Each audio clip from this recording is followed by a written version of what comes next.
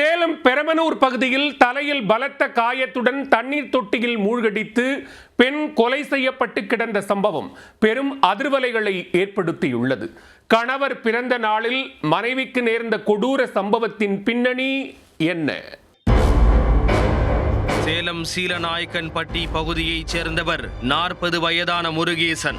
இவரது மனைவி கெஜல் நாயக்கன்பட்டி பகுதியைச் சேர்ந்த சுகுணாவள்ளி. இருவரும் கடந்த 13 ஆண்டுகளுக்கு முன்பு காதல் திருமணம் செய்து கொண்டுள்ளனர். இவர்களுக்கு குழந்தைகள் இல்லாத நிலையில் கணவன் மனைவி இருவருக்கும் இடையே அவ்வப்போது இது குறித்து தகராறு ஏற்படுவது வழக்கம். இந்நிலையில் இவர்கள் இருவரும் சேலம் 4 ரோடு அருகே உள்ள பெரம்பனூர் மாரியம்மன் கோவில் தெருவில் வாடகைக்கு வீடு எடுத்து கடந்த 5 வருடங்களுக்கு மேலாக வசித்து வந்தனர். முருகேசன் புதிய பேருந்து நிலையம் அருகே உள்ள பிரபல ஜவுளி கடையில் வேலை பார்த்து வருகிறார்.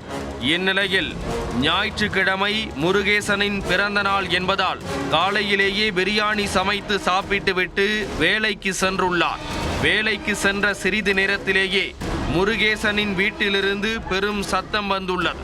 பயந்து போன அருகிலிருந்த குடியிருப்பு வாசிகள் இது குறித்து உடனே முருகேசனுக்கு தகவல் தெரிவித்துவிட்டு போலீசாருக்கும் தகவல் கொடுத்தனர். தகவல் அறிந்து வந்த முருகேசன் வீட்டிற்கு வந்து பார்த்தபோது மனைவி தலையில் பலத்த காயத்துடன் இரத்த வெள்ளத்தில் தண்ணீர் தொட்டியில் மூழ்கடித்து கொலை செய்யப்பட்டு கிடந்ததை கண்டு அதிர்ச்சி அடைந்தார்.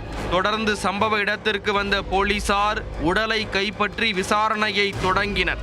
சம்பவ இடத்தில் தடயவியல் நிபுணர்கள் வரவழைக்கப்பட்டு தீவிர சோதனை மேற்கொண்டனர். கொலை சம்பவம் குறித்து வழக்கு பதிவு செய்த போலீசார் உயிரிழந்த பெண்ணின் கணவர் முருகேசன் மற்றும் சன்னியாசிகுண்டு பகுதியைச் சேர்ந்த ஆட்டோ டிரைவர் ஆகிய இருவரை சந்தேகத்தின் பேரில் காவல் நிலையம் அழைத்து சென்று விசாரணை மேற்கொண்டு வருகின்றனர்.